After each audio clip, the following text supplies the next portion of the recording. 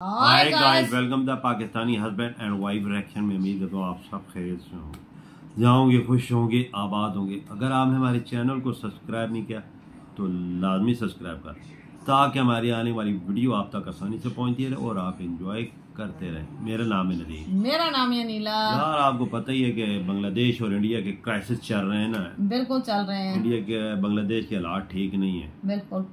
और उधर हिंदुओं पे बहुत बड़ा जुल्म हुआ है। जितनी मजम्मत की जाए इतना कम है। क्या उन्होंने पीछे ये चीज़ नहीं देखी कि साथ हमारे इंडिया ने कितने अच्छे काम किए हैं।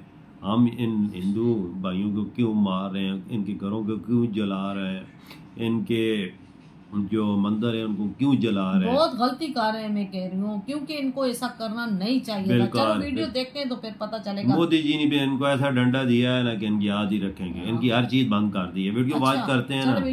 1 2 3 स्टार्ट। दोस्तों, आप सबका स्वागत है एक ऐसी खबर में जो आपके होश उड़ा देगी। अभी अभी जो अपडेट हमारे पास आया है वह बांग्लादेश की नई सरकार के लिए एक कड़ी चेतावनी है। भारत से अकड़ दिखाने की ये नादानी बांग्लादेश को महंगी पड़ सकती है। आपको याद दिला दें, कुछ समय पहले भारत ने चावल और प्याज के एक्सपोर्ट पर बैन लगाया था और इसमें बांग्लादेश का नाम भी शामिल था। और अब ताजा घटनाक्रम में भारत ने चीनी के एक्सपोर्ट पर भी प्रतिबंध लगा दिया है। और अब जाकर के एक और इंपोर्टेड प्रोडक्ट भारत की तरफ से लगभग रुक चुका है, जो कि बांग्लादेश में एक बड़े पैमाने पर एक्सपोर्ट किया जाता था। क्या आपने सोचा था कि चीन की गोद में बैठी बांग्लादेश की नई सरकार घुटनों पर आने को मजबूर हो जाएगी? पर अब वही हो रहा है। 2024 में भारत ने जो इंपॉर्टेंट फूड प्रोडक्ट पर बैन लगाया था, उस वक्त बांग्लादेश ने उसे हल्के में लिया था। और इस रिपोर्ट में आप साफ साफ देख सकते हैं कि बांग्लादेश में जो सिचुएशन इस समय चल रही है, वहां पर पोटैटो यानी कि आलू की कीमत दिन प्रतिदिन काफी तेजी के साथ बढ़ती जा रही है। क्योंकि एक तरीके से देखा जाए तो बांग्लादेश में आलू की भारी कमी हो गई है और बांग्लादेश के बिगड़ते हालातों के कारण मार्केट की उथल पुथल थमने का नाम नहीं ले रही है। दोस्तों, वीडियो में आगे बढ़ने से पहले वीडियो को एक लाइक अवश्य कर दें और कमेंट में जय श्री राम अवश्य लिखें। तो आप लोग जल्दी जल्दी चैनल को सब्सक्राइब कर लीजिए और अपना प्यार दीजिए। दोस्तों, आपको जानकर हैरानी होगी कि बांग्लादेश में सिर्फ आलू ही नहीं बल्कि कई आइटम्स हैं जो भारत से ही एक्सपोर्ट होते हैं। लेकिन आज बांग्लादेश की अर्थव्यवस्था की लुंगी में ऐसा बड़ा छेद हो चुका है जिसे भरने में उसे सालों लग सकते हैं। अब बांग्लादेश की नई सरकार ने जो भारत को आंखें दिखाने की गलती की थी, वह आज उन्हें भारी पड़ रही है। भारत से खराब हो रहे संबंधों का नतीजा यह है कि बांग्लादेश अब चीन की तरफ झुकता नजर आ रहा है। क्योंकि इसके पहले शेख हसीना की सरकार पूरी तरह से भारत के सपोर्ट में थी, इसलिए यह लोग उनका विरोध कर रहे थे। और उनके सत्ता से जाने के बाद जिस तरीके से बांग्लादेश के हालात चल रहे हैं, इससे एक तरफ पाकिस्तान मजा ले रहा है, वहीं दूसरी तरफ उनकी नई सरकार का झुकाव चीन की तरफ देखने को मिल रहा है।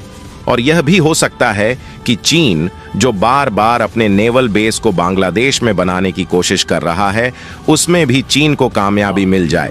क्योंकि जब शेख हसीना सत्ता में थी तो उन्होंने चीन को इन मामलों में कई बार फटकार लगाई थी और उन्होंने चीन को सीधा कड़ा जवाब देते हुए बता दिया था कि वह जो भी इस तरीके की पार्टनरशिप करेगी वह भारत के साथ करेंगी। और उसमें चीन थोड़ा सा भी पैर नहीं मार पा रहा था। लेकिन जब शेख हसीना सत्ता से हट गई है और नई सरकार का झुकाव चीन की तरफ देखने को मिल रहा है, तो इससे यह बात साफ होती हुई देखी जा रही है कि हो सकता है कि आने वाले समय में चीन और बांग्लादेश मिलकर नेवल एक्टिविटीज भी करें। इसका अंदाजा इकोनॉमिक टाइम्स की इस रिपोर्ट को देख सकते हैं, जो कि हाल ही में निकल कर आ रही है। और इसमें साफ साफ बताया जा रहा है कि बांग्लादेश के जो नए होम एडवाइजर हैं, उनका भारत के साथ कई बार ऑलरेडी टकराव हो चुका है। और इतना ही नहीं, बल्कि भारत एक तरफ जहां बांग्लादेश में अत्याचारों और उथल पुथल के हालातों को शांत करने की कोशिश कर रहा है, वहीं इसी बीच बांग्लादेश की बीएनपी विरोधी पार्टी, जो इस समय नई सरकार के रूप में सिलेक्ट की गई है, उनकी तरफ से फिर से एक बार मुद्दा गर्म किया जा चुका है। दरअसल हाल ही में खबर निकलकर आ रही है कि शेख हसीना, जो कि इस समय भारत में टिकी हुई है, उन पर बीएनपी पार्टी की तरफ से कई आरोप लगाए गए हैं और शेख हसीना को भारत के द्वारा वापस बांग्लादेश में भेजने की बात कही जा रही है। हालांकि हालात जब तक शांत नहीं हो जाते तब तक भारत शेख हसीना को बांग्लादेश में नहीं भेज सकता। फिलहाल इन बातों से यह जाहिर हो रहा है कि बांग्लादेश की नई अंतरिम सरकार जानबूझकर भारत से रिलेशन को खराब करने पर तुली हुई है और चीन की ओर झुकती हुई देखी जा रही है। लेकिन जब बात आती है फूड सिक्योरिटी की, तो बांग्लादेश सबसे ज्यादा भारत के ऊपर डिपेंडेंट है। यहां तक कि कुछ हद तक इंपोर्ट और एक्सपोर्ट सेक्टर बांग्लादेश का भारत द्वारा मैनेज किया जाता है। और फूड को लेकर देखा जाए तो भारत बांग्लादेश का एक बहुत ही बड़ा ट्रेडिंग पार्टनर है, जिसमें और आलू के साथ साथ मसाले, फल और बांग्लादेश को दाल, गेहूं, चावल, शुगर, ओनियन, सब्जियां एक्सपोर्ट की जाती है। लेकिन आपको जानकर हैरानी होगी कि एक समय था जब बांग्लादेश आलू का काफी अच्छा प्रोड्यूसर देश माना जाता था और वह दूसरे देशों में एक्सपोर्ट भी करता था। लेकिन पिछले कुछ सालों से बांग्लादेश की उथल पुथल उनकी अर्थव्यवस्था को काफी ज्यादा नुकसान पहुंचाया है, जिससे बांग्लादेश में आलू का प्रोडक्शन दिन प्रतिदिन घटता जा रहा है। लेकिन वहीं दूसरी तरफ भारत में आलू का प्रोडक्शन तेजी के साथ इंक्रीज हो रहा है और आज के समय में भारत आलू का दूसरा सबसे बड़ा प्रोड्यूसर कंट्री बन चुका है, जिसके कारण भारत में प्रोड्यूस होने वाले आलू दुनिया भर के विभिन्न देशों में एक्सपोर्ट किए जाते हैं, जिसमें खासकर भारत के द्वारा नेपाल, बांग्लादेश, भूटान, श्रीलंका जैसे अन्य पड़ोसी देश में भारत के द्वारा कम से कम प्राइस में आलू का एक्सपोर्ट किया जाता है। पड़ोसी देश होने के नाते भारत से ट्रांसपोर्टेशन लागत काफी ज्यादा कम लगती है, इसीलिए इन देशों को आलू काफी ज्यादा सस्ता मिल जाता है। और इतना ही नहीं बल्कि भारत में इतनी ज्यादा क्वांटिटी के साथ आलू का प्रोडक्शन होता है कि सऊदी अरब, इंडोनेशिया जैसे देशों के साथ साथ जापान और अमेरिका जैसे विकसित देश भी भारत से ही आलू को खरीदते हैं। और भारत दुनिया की कुल आलू का 10% हिस्सा अकेले एक्सपोर्ट करता है, जहां भारत से आलू खरीदने वाले में मिडिल ईस्ट और अफ्रीका के लगभग सभी देश शामिल हैं। और भारत ने ज्यादातर देशों के साथ फ्री ट्रेड एग्रीमेंट साइन कर लिया है, जिससे भारत को इन देशों में अपने फूड प्रोडक्ट एक्सपोर्ट करने के लिए ज्यादा कास्ट नहीं देना पड़ता। वैसे भी भारत का जो टोटल एक्सपोर्ट होता है उसमें का एक बहुत छोटा हिस्सा ही बांग्लादेश में एक्सपोर्ट होता है, लेकिन ना इससे बांग्लादेश की काफी ज्यादा मदद हो जाती है। आपको बता दें कि बांग्लादेश में आलू की कीमत इतनी ज्यादा बढ़ चुकी है कि वहां की जनता इस समय पूरी तरह से परेशान है, क्योंकि बांग्लादेश की बाजार में आलू की कीमत लगभग 2 गुनी हो चुकी है और वहां की मार्केट में आलू, प्याज की कमी देखने को मिल रही है। वैसे देखा जाए तो इसके पहले अब तक बांग्लादेश में भारत से एक्सपोर्ट होने वाली आलू पर 3 बार बैन लगाया जा चुका है, जिसमें मेन साल 2014, 2017 और फिर 2020 में बैन लगाया गया था। लेकिन बांग्लादेश की तरफ से रिक्वेस्ट करने के बाद भारत ने इनको आलू की सप्लाई चालू की थी। लेकिन बांग्लादेश के इन हालातों के कारण भारत की तरफ से आलू के साथ अन्य सभी फूड प्रोडक्ट का एक्सपोर्ट बहुत ही कम हो चुका है।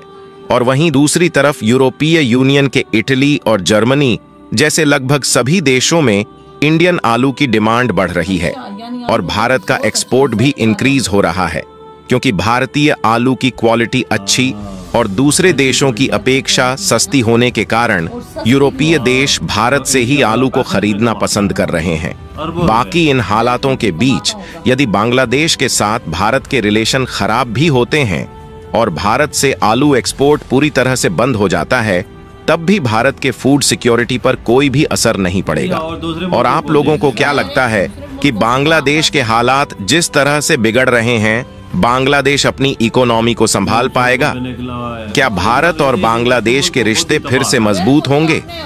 अपनी राय कमेंट में जरूर बताएं और इस वीडियो को लाइक करके अपने दोस्तों तक शेयर जरूर करें, ताकि उन्हें भी जानने को मिल सके।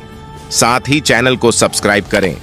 दोस्तों, मिलते हैं नेक्स्ट इंटरेस्टिंग वीडियो में, तब तक के लिए जय। हमारी वीडियो खत्म। देखा है भाई, इंडिया के बांग्लादेश के हालात देख लिए। लोग सड़कों पे हालात बड़े खराब है। लोग टमाटर और सब्जी, आलू के लिए दिक्कत खा रहे, और तमाम बांग्लादेशी सारे सड़कों पे निकले हुए हैं। ना सब्जी मिल रही है, ना उन्होंने टमाटर मिल रहा है, ना कुछ मिल रहा है, ना चीनी मिल रही है। ये पंगा इन्होंने लिया है इंडिया से, ये इनका अंजाम भी यही होना चाहिए। और मोदी जी ने फुल बैन ठोक दिया इन पे, कोई चीज भी बांग्लादेश नहीं जानी चाहिए।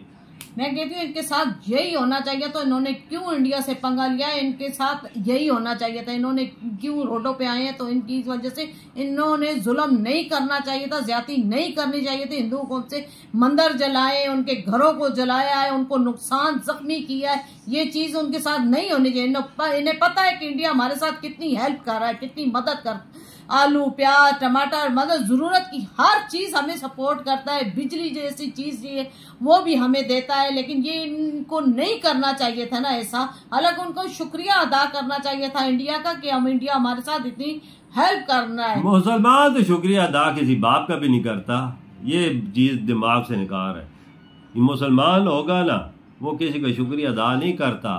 वही ना, वो एक इंसान है, इंसानियत के तहत उनका ख्याल रखते, उनकी हेल्प करते।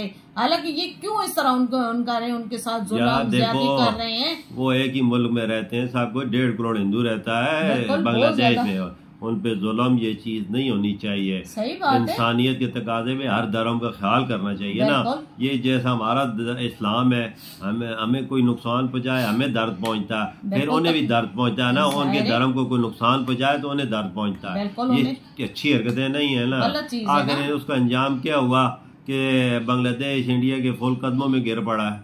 बिल्कुल हाँ कि चीजें मुझे दो, क्योंकि लोग तो सड़कों पे बांग्लादेश क्या करेगा? ये चीजें नहीं मिलेंगी तो क्या करेगा? जाहिर है भूखे मरेंगे लोग, लोगों के पास खाने पीने के लिए चीजें जो होंगी तो लोग भूखे मरेंगे।